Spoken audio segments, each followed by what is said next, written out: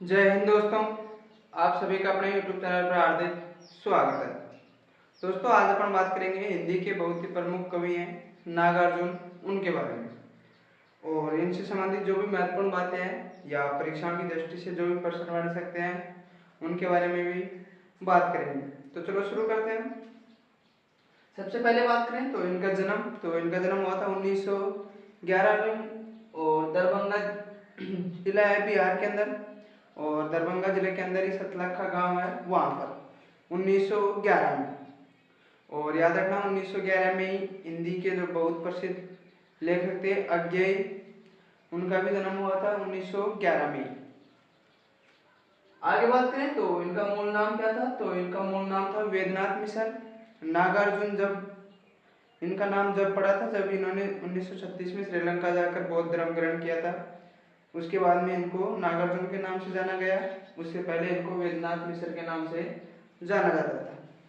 और बिहार के दो बहुत ही महत्वपूर्ण लेखक हैं, रामरक्ष बेनीपुरी और शिव पूजन साहब, उनको भी याद रख लेना।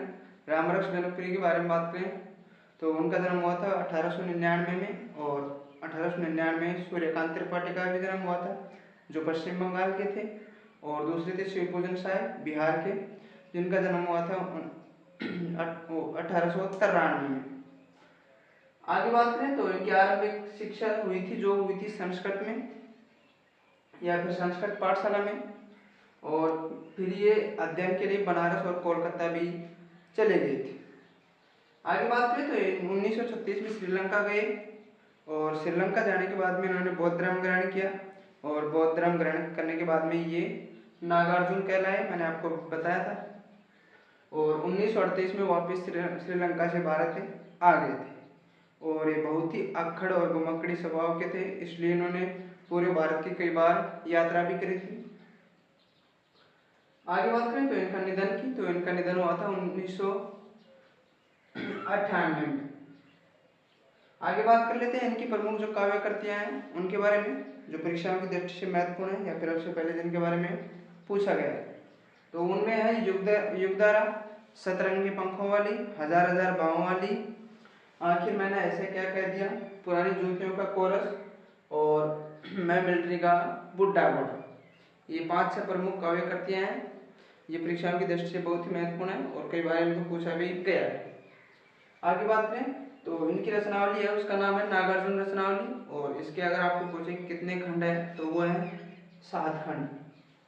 आगे बात करें तो इनको कई पुरस्कार भी मिले थे, क्योंकि हिंदी के बहुत ही अच्छे लेखक या फिर कवि माने जाते थे।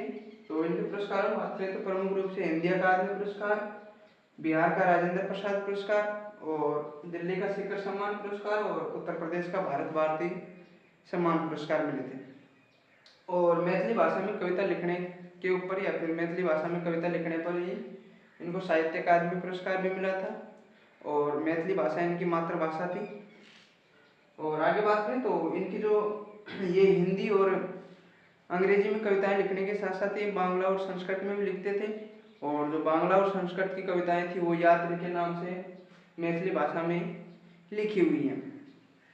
और ये बहुत ही क्रांतिकारी धाराओं से जुड़ा होने के कारण ये कई बार जेल भी गए थे।